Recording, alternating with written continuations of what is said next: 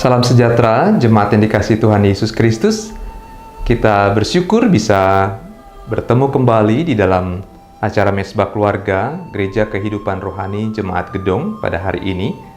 Tema pada hari ini, pada minggu ini, khususnya Mesbah Keluarga kita, keluarga yang belajar bersyukur. Keluarga yang belajar bersyukur. Mari sebelum kita merenungkan kebenaran firman Tuhan, mari kita berdoa minta Tuhan pimpin hati dan pikiran kita.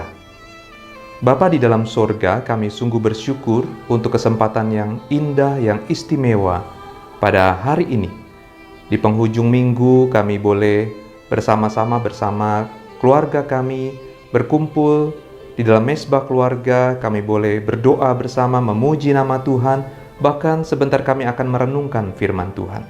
Tuhan tolong setiap kami agar kami setiap saat merenungkan firman-Mu, kami semakin dikuatkan menjadi orang Kristen yang lebih dewasa rohani, dan hidup kami semakin memuliakan nama Tuhan. Tolong setiap kami, tanpa terkecuali hamba-Mu juga, yang akan menguraikan kebenaran firman Tuhan, agar kami boleh sama-sama bertumbuh dan juga terberkati melalui kebenaran firman Tuhan. Di dalam nama Tuhan Yesus kami berdoa dan bersyukur. Amin. Jemaat yang dikasihi Tuhan, mari kita membuka satu bagian firman Tuhan yang terambil dari Efesus 5, ayatnya yang ke-20. Efesus 5, ayatnya yang ke-20, saya akan membacakan untuk kita semua. Ucaplah syukur senantiasa atas segala sesuatu, dalam nama Tuhan kita, Yesus Kristus, kepada Allah dan Bapa kita. Sekali lagi, saudara, ucaplah syukur senantiasa atas segala sesuatu dalam nama Tuhan kita, Yesus Kristus, kepada Allah dan Bapa kita.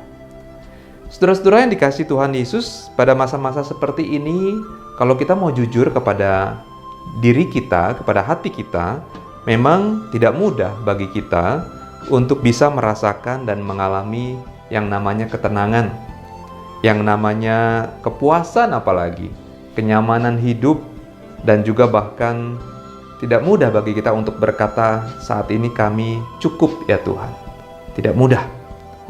Baik setiap pribadi, lepas pribadi yang hidup sampai pada saat ini, bahkan bangsa kita pada saat ini pun sebenarnya sedang terus berusaha berjuang bangkit dari keterpurukan, dan juga bisa dikatakan lagi berbicara kepada diri sendiri, saya harus kuat, kami harus bangkit, dan kami harus terus maju dan juga berjuang dalam kehidupan ini. Saudara-saudara yang dikasihi Tuhan Yesus, bisa dikatakan hanya orang-orang yang memiliki semangat dan berjiwa besarlah yang bisa bertahan dari keadaan yang tidak mudah pada saat ini. Khususnya orang-orang Kristen, keluarga-keluarga Kristen, bagaimana kita menyikapinya? Situasi seperti ini, masa seperti ini.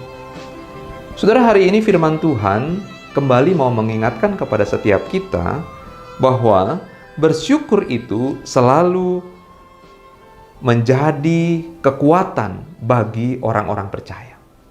Bersyukur itu salah satu kekuatan di dalam kehidupan orang-orang percaya. Dengan kata lain, tidak ada alasan bagi kita untuk tidak mengucap syukur. Kalau kita mau jujur, saudara, ternyata masih banyak hal-hal yang bisa kita syukuri dalam kehidupan ini. Saudara, kita bersyukur, salah satunya adalah upaya pemerintah di dalam menerapkan PPKM berbuah hasil yang baik. Jumlah pemaparan semakin berkurang, meskipun masih ada, masih banyak.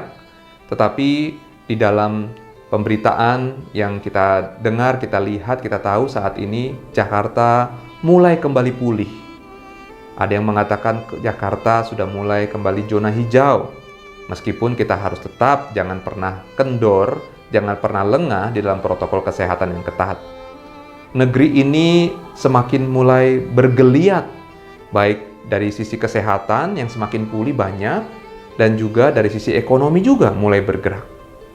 Kalau saudara-saudara sekalian, jemaat Tuhan kemarin pada saat 17 Agustus mendengar pidato Bapak Presiden Jokowi begitu menguatkan dan juga begitu bersyukur kita kepada Tuhan. Bagaimana keseriusan bangsa ini untuk terus boleh bangkit dan juga melawan pandemi COVID-19. Banyak prestasi-prestasi yang sudah bisa dicapai dan juga berhasil diterapkan. Mungkin juga saudara bersyukur untuk kesehatan sekeluarga yang sampai pada saat ini saudara dan saya rasakan. Mungkin juga kita bisa bersyukur untuk apa? Untuk ekonomi, meskipun terganggu, namun kita masih bisa untuk mencukupkan makanan dan juga sandang kebutuhan setiap kita. Banyak hal, saudara-saudara. Bersyukur untuk anak-anak yang masih bisa sekolah meskipun dalam keterbatasan online. Bersyukur kita meskipun tidak bisa pergi ke gedung gereja, namun kita bisa beribadah secara online. Saudara, begitu banyak hal yang bisa kita syukuri dalam kehidupan ini. Biarlah saudara-saudara pada saat ini kita semakin belajar arti dari ucapan syukur itu sendiri. Karena bersyukur itu sebenarnya harus dipelajari, saudara. Dan tentunya harus dilakukan juga. Tidak bisa orang langsung bertindak ataupun mengatakan mengucap syukur tanpa dia belajar dari kehidupan yang dia jalani. Semakin banyak, saudara, kita mampu bersyukur kepada Tuhan, semakin banyak juga berkat Tuhan yang mampu kita rasakan, kita alami. Jangan pernah berhenti mengucap syukur, saudara, kepada Tuhan. Saudara, biarlah pada hari ini kita kembali diingatkan melalui kebenaran firman Tuhan. Begitu banyak ayat-ayat firman Tuhan yang menceritakan, yang menguatkan kita untuk tetap selalu bersyukur dalam segala hal.